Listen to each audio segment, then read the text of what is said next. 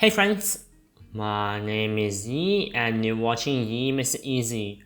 And welcome to a new video for IGCSE Business Studies, and today we have 3.3E, which is for Marketing Mix for Technology and the Marketing Mix. And by the end of the lesson, you should be able to describe 3.3.5, Technology and the Marketing Mix. And here are the sub-specifications, including define and explain the concept of e-commerce, the opportunities and threats of e-commerce to business and consumers, and the use of the internet and social media networks for promotion. So check the pinned comment for all the timestamps. But we'll move on now to 3.3.5, Technology and the Marketing Mix, starting off with define and explain the concept of e-commerce. And here's how technology influences the marketing mix, and I'll just skim through this.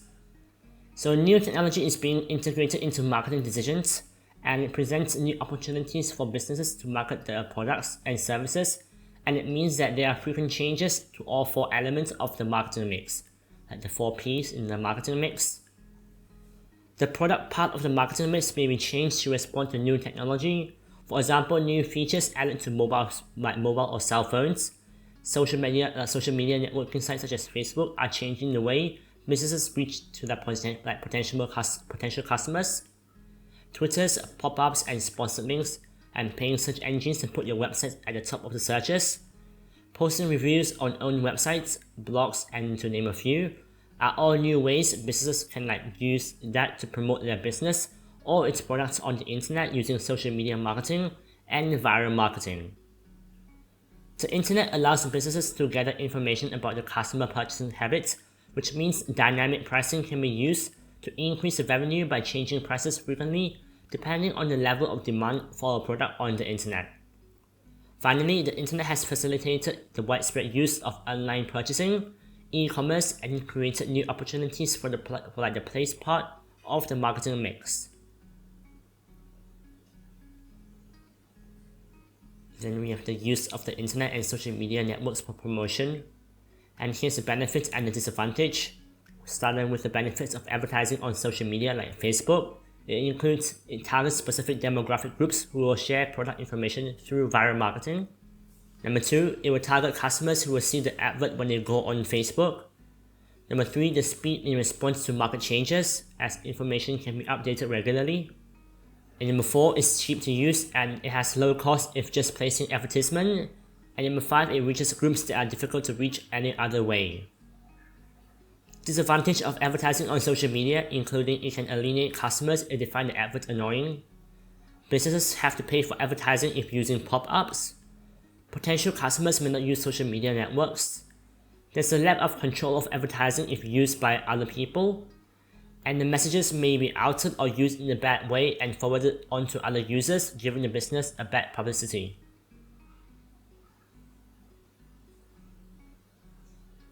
Then we have, if a business advertises on its own website, it will enjoy the following benefits and disadvantage.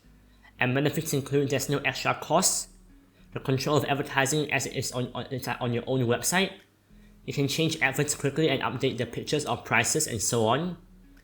Interactive adverts can be more attractive than those in other forms of advertising media such as the magazines or posters. It can provide more information in adverts and link into other pages with further information and pictures. And lastly, it attracts funds or payment from companies that want to advertise or be associated or linked with your website. But disadvantage of a business advertising on its website includes the potential customers may not see the website, as the page may come up in a long list of results when using a search engine such as Google. It relies on customers finding the website, and the design cost of the website might be high.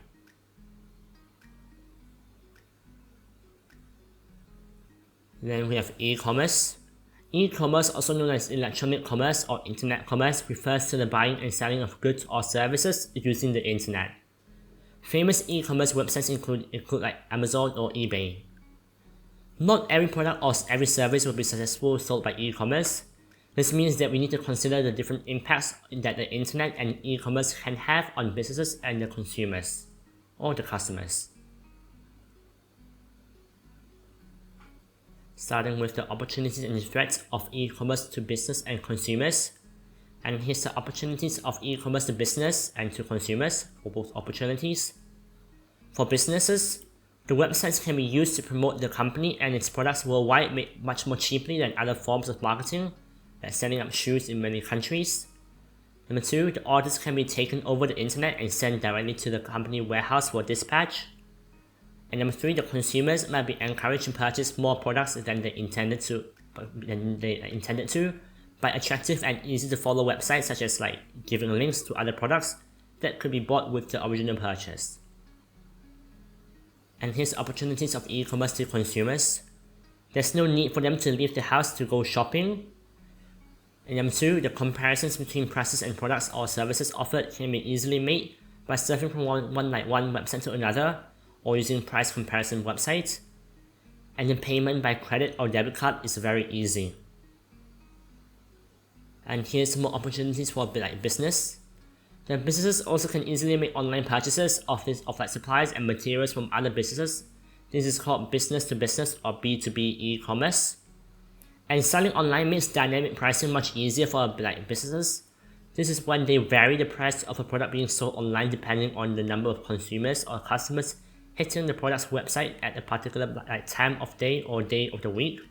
It gives a great price flexibility and usually leads to high revenue for the business. And here's more opportunities to consumers. Consumers can now easily access products and services from businesses located abroad, and this would be very difficult or expensive without e-commerce. Consumers can buy some products for prices much lower than they would be without the competition of e-commerce, like books, music, and insurance policies. And customers can buy parts or components from manufacturers without the addition of retailers' profit margin. And lastly, packaging and transport costs have fallen due to the competition on the internet, so it is cheaper to buy from abroad now.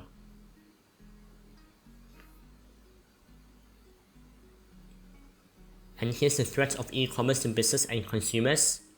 And for threat of e-commerce to business, with so many businesses now offering e-commerce websites, competition between businesses is very high, and if a business is charging higher prices, the consumers can easily find an alternative supplier. Number 2, the website design must be very clear, attractive, and easy to operate. And website designs can be expensive and will often need to be updated, which will lead to further costs. And number 3, the transport costs per product sold are likely to be higher than selling through the traditional shop, because each item must be packaged and delivered separately. So should consumers be asked to pay these costs, or will these make the business uncompetitive? And there's something to think about. And here's threats of e-commerce to consumers.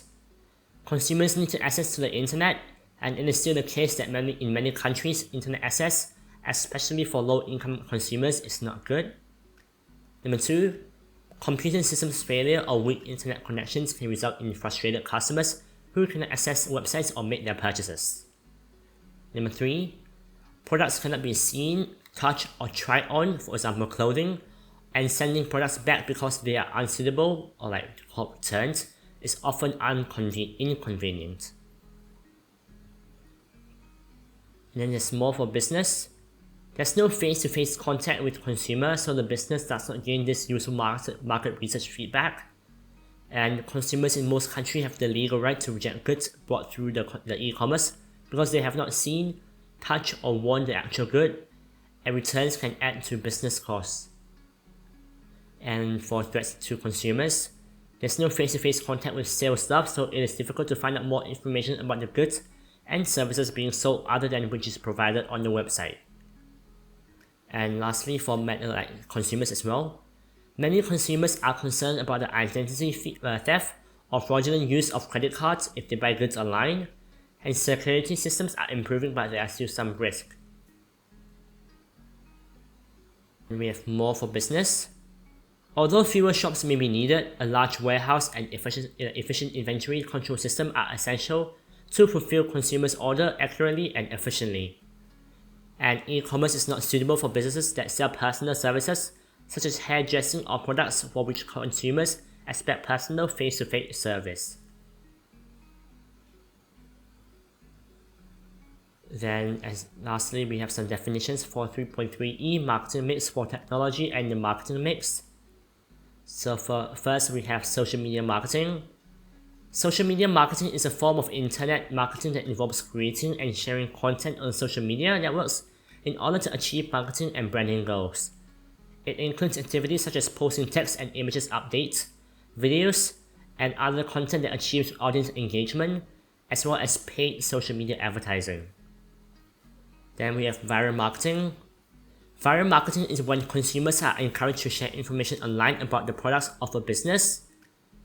E-commerce is the online buying and selling of goods and services using computer systems linked to the internet and apps on mobile or cell phones.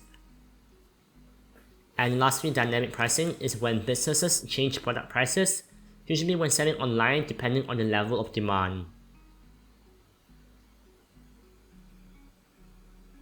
And that's it for this 3.3e video for IGCSE Business Studies for today. We look into the technology and the marketing mix within the marketing mix.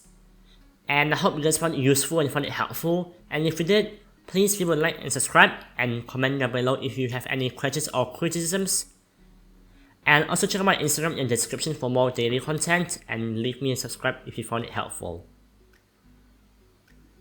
And I hope you guys enjoy it, and I'll see you guys in the next video. Until then, stay safe and happy learning.